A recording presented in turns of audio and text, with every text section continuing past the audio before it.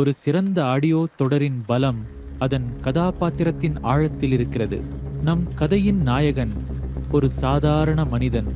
மளிகை கடைக்காரனாகவோ ஆசிரியராகவோ இருக்கலாம். ஊரே அவனை நல்லவன் என்று கொண்டாடும். ஆனால் அவனுக்குள் ஒரு அமைதியாக கொதிக்கும் எரிமலை இருக்க வேண்டும்.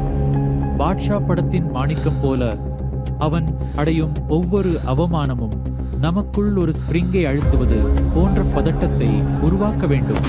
பார்வையாளர்கள் சண்டைக்காக காத்திருக்க கூடாது. அந்த ஸ்பிரிங் எப்போது உடையும் என்ற தருணத்திற்காக காத்திருக்க வேண்டும். அடுத்தது அவனது மறைக்கப்பட்ட கடந்த காலம்.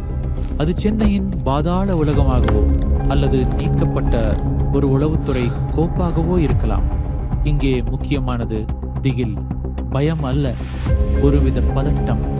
தன் குடும்பத்திற்காக அவன் சொன்ன அந்த முதல் பொய் ஃபேமிலி மேன் ஸ்ரீகாந்த் திவாரி போல ஒரு பெரிய வலையாக விரிய வேண்டும். ஒரு பொய்யை மறைக்க அவன் சொல்லும் அடுத்தடுத்த பொய்கள் அவனை சிறைப்பிடிக்க வேண்டும். குடும்பம் தூங்கிய பிறகு நள்ளிரவில் அவன் தன் முகமூடியை கழற்றி வைக்கும் அந்த மௌனமான நிமிடங்கள் ஆடியோவில் அழுத்தமாக பதிய வேண்டும்.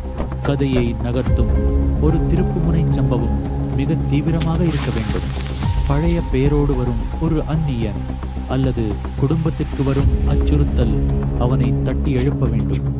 இங்கே வில்லன் வெறும் எதிரி அல்ல, அவன் நாயகனின் கடந்த கால பிம்பம். நாயகன் செய்த ஒரு தவறின் சாட்சியாக அவன் இருக்க வேண்டும். பிரேக்கிங் பேட் தொடரில் வருவது போல உண்மை குடும்பத்திற்கு தெரிய வரும் அந்த ஒவ்வொரு நொடியும் ஒரு துப்பாக்கி சண்டையை விட அதிக அதிர்வை ஏற்படுத்த வேண்டும். இறுதியாக இது ஒரு மனிதனின் மாற்றத்தை பற்றிய கதை. முதலில் அடையாளத்தை மறைப்பவன், பிறகு தற்காப்பவன், இறுதியில் உண்மையை நேருக்கு நேர் சந்திப்பவன். அவன் தன் குடும்பத்தை இரத்தமும் உண்மையும் நிறைந்த உலகிற்குள் மெதுவாக இழுத்து வர வேண்டும். இறுதியில் அவன் ஒரு சாதாரண மனிதனும் அல்ல, அடையாளம் இல்லாதவனும் அல்ல, தன் காயங்களை ஏற்றுக்கொண்ட ஒரு புதிய மனிதன். உண்மை வெளிவரும் தருணத்தை விட பொய்கள் உடையும் தருணமே ஒரு சிறந்த ஆடியோ தொடரை உயிர்ப்பிக்கும்.